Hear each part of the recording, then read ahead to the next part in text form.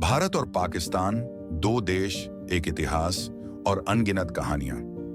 1947 में जब विभाजन हुआ तो इसने सिर्फ सरहदें नहीं बनाई, बल्कि रिश्तों और जिंदगियों को भी बांट दिया।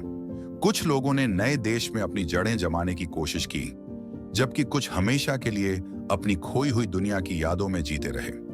यह कहानी भी ऐसे ही दो परिवारों की है, जिनकी तकदीरें हमेशा एक दूसरे से जुड़ी रहीं, भले ही उनके बीच एक सरहद खिंच चुकी थी। अमृतसर के एक छोटे से मोहल्ले में रहने वाले रमेश मल्होत्रा का परिवार खुशहाल था। उनके दादा लाला गोविंद मल्होत्रा ब्रिटिश राज के दौरान व्यापार करते थे। वे एक सम्मानित व्यापारी थे, जिनका मुख्य काम अनाज और मसालों का व्यापार था। दूसरी ओर लाहौर के अनारकली बाजार में बशीर अहमद का परिवार रहता था, जो लकड़ी का व्यवसाय करता था। गोविंद और बशीर बचपन से ही दोस्त थे। वे एक ही स्कूल में पढ़े थे, एक साथ खेलते, साथ में त्योहार मनाते और जब बड़े हुए तो व्यापार में भी एक दूसरे की मदद करने लगे। उनके परिवार भी एक दूसरे के इतने करीब आ गए कि ऐसा लगता था कि वे खून के रिश्ते से जुड़े हुए हों। लेकिन 1947 में सब बदल गया। भारत और पाकिस्तान के विभाजन ने उन दोनों परिवारों की दुनिया ही पलट दी।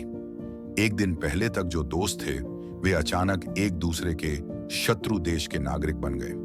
अमृतसर और लाहौर दोनों ही शहर विभाजन की हिंसा का केंद्र बन गए। हर तरफ आग, चीखें और मौत का साया था। हिंदू और सिख परिवार भारत की ओर भाग रहे थे, जबकि मुसलमान पाकिस्तान की ओर। गोविंद मल्होत्रा का परिवार भी अमृतसर आ गया, जबकि बशीर अहमद का परिवार लाहौर में रह गया। भागते समय दोनों परिवारों का एक दूसरे से कोई संपर्क नहीं हो पाया। एक रात पहले तक वे एक दूसरे के घर खाना खा रहे थे और अगले ही दिन वे अलग अलग देशों में थे। गोविंद और बशीर दोनों ने कई बार कोशिश की कि वे एक दूसरे की खबर ले सकें, लेकिन उन दिनों संचार इतना आसान नहीं था। खत भेजना जोखिम भरा था और फोन की सुविधा आम लोगों के लिए नहीं थी।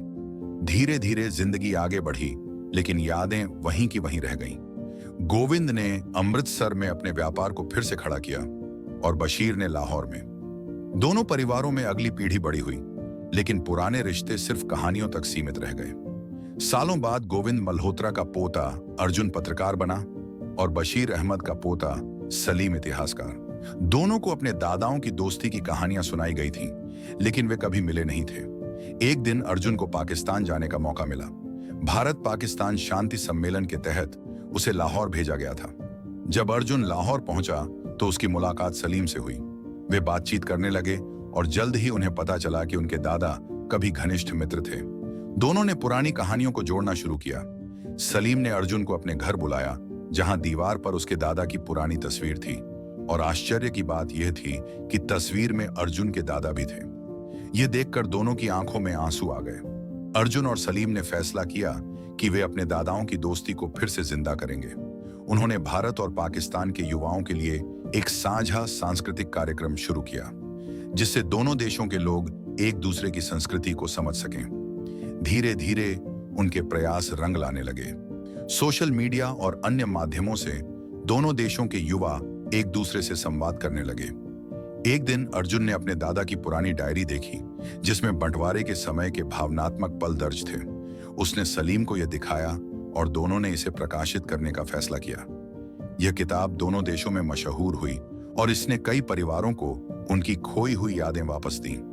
कहानी सिर्फ अर्जुन और सलीम की नहीं थी, यह उन अनगिनत परिवारों की थी जो 1947 में बिछड़ गए थे, लेकिन जिनका प्यार और अपनापन कभी नहीं मरा। यह दिखाता है कि सरहदें भले ही इंसानों को बांट सकती हैं, लेकिन दिलों को नहीं। ऐसी कहानी जानने के लिए सब्सक्राइब करें राघव ग्राफिक्स को।